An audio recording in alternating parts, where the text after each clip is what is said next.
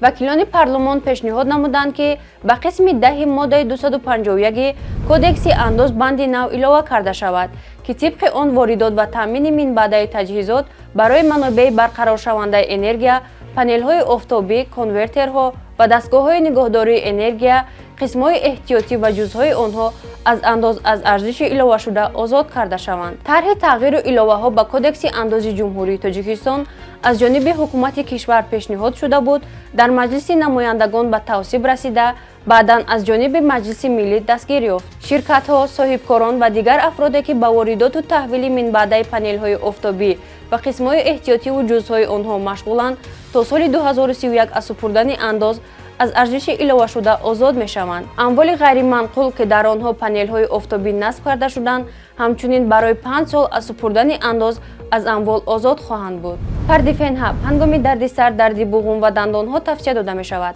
Парди Фен аз ширкати Вегафарм. Парди Фенҳабро аз дорухонаҳо пурсон шавед. Моро дар шабакаҳои иҷтимоии Оила TG обуна шавед.